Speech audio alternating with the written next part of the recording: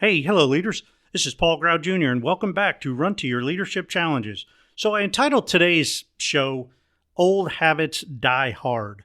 And, sometimes old habits, or old routines, they can be really helpful, but sometimes they can be very hurtful. Now, I thought about this the other day while I was folding my underwear, of all things, right? And, you know, if you don't fold your underwear, yeah, I do. And the thing is, this is what got me thinking about these old habits because I learned how to fold my underwear a specific way in Air Force basic training. Now, I got thinking about this and I'm like, first of all, why in the heck do I still do it? But why is it that something that I learned all the way back in Air Force basic training, which was, 26 and 12, that's 38, about 38, 39 years ago, why is it that I'm still doing it the same way as I learned how to do it back then? Well, the simplest answer that I could come up with is it just became so ingrained in me that I still do it. It was a mind game in Air Force basic training to fold your bed or fold your underwear, fold your t-shirts and your socks, and everything had to be folded very specifically. We had to make our beds a certain way, and we had to do it, and we learned how to do it very quickly. Down to the minute details, we learned how to do it. And they would come through and inspect our stuff. And if it wasn't good, it might take us 3 or 4 hours to fold all the clothes that go in our 1 or 2 drawers that we had. But if anything was off just a little bit, man, they'd throw your clothes all over and mess up your bed, and you'd be starting all over. Now, that was all a part of the mind games, because if that did happen to somebody, other people in your flight kind of rallied around the person who got tore up, and they would help them fold their clothes and put their drawers up, get their drawers in an orderly fashion, if you will, so it could pass the next inspection. So, why they did it, who knows? But I'm still doing that the same way. Now, granted, I don't think how I fold my underwear, or the simple fact of even the fact that I fold my underwear at all, is really going to impact, things that I do in my everyday life, right? And then I got thinking about it. Well, maybe it can. Maybe the fact that a simple task of folding my underwear may have unknowingly programmed my brain to pay close attention to every small, minute detail in everything that I do. Now, I'm not sure about that, but I was in aircraft maintenance. That was my job for the most part of my Air Force career.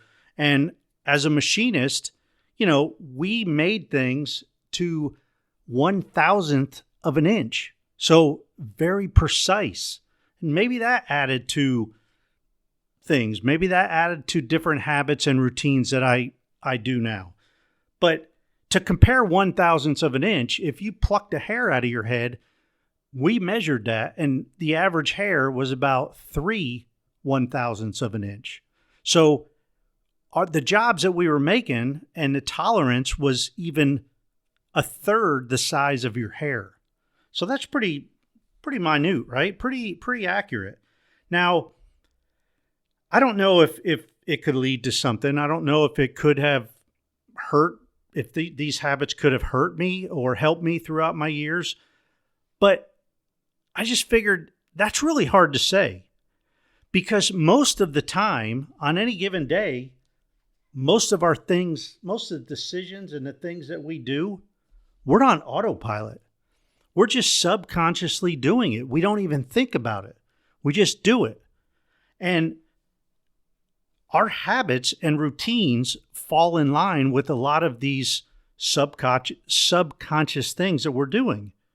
So it's really hard to say whether some of your habits or which particular habits and routines could be helpful or hurtful. And I think when it comes down to this, awareness is the key. We have got to be more conscious of what decisions we do and what habits we do and what routines that we continue to do. We need to decide which habits and routines are, threatening us or hurting us in any way, shape, or form, and which ones are helping us. And over time, we need to decide which ones need to be changed or altered or completely thrown out and start from scratch.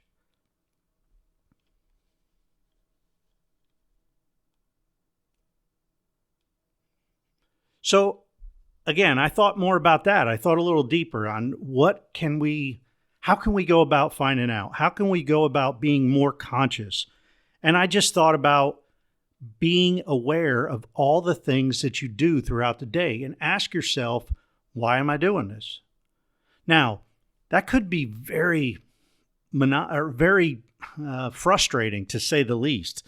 It's just a word that came to mind. And believe me, I tried this. So it is frustrating. I know it.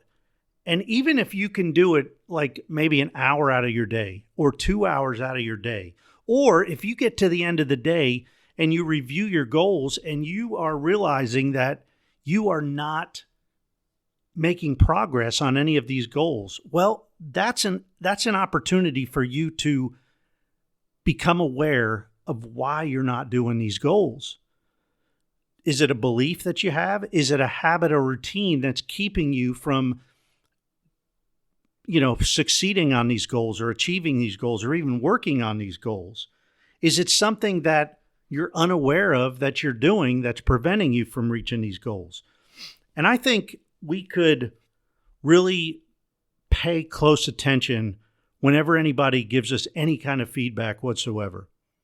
Because if somebody gives us feedback and tells us what we're doing that might not be 100% on track or is wrong per se, we need to pay close attention to them. And we can't just blow them off.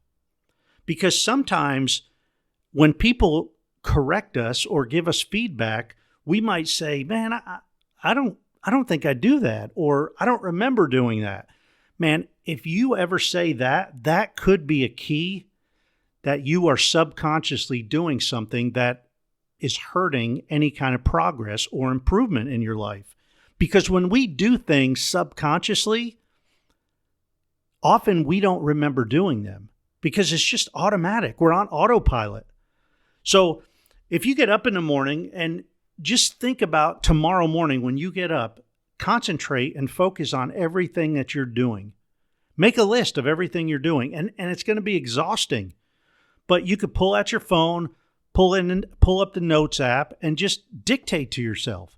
Okay, I'm getting out of bed. Okay, I'm checking the weather. Okay, I'm putting on my watch. Okay, I'm walking to the bathroom. Oh, okay, I went back and got my ear pods so I can listen to my daily devotion, or Run to Your Leadership Challenges podcast while I'm brushing my teeth. Things like that. If you could start keeping track of these, you might actually find something that you're doing that's unnecessary. And again, when somebody tells you something and you're like, man, I don't do that, or no way, I did not do that. Man, this happens with my wife. She tells me a lot of times that I'll do something and I'll be like, I didn't do that. And she's like, yes, you did. And if one of the kids are around, they're like, yeah, Dad, you did it. And I'm like, oh my gosh, I didn't even realize. So you got to listen intently to all kinds of feedback that you get. Now,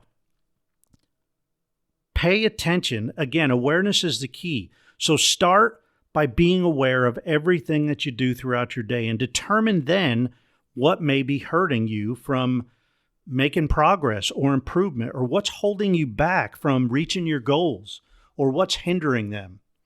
When you start doing that, then you could start identifying these habits and routines that are holding you back and hurting you. Hey, that's it for today. Come on back tomorrow for a brand new show. And until then, run to your challenges. We'll see you.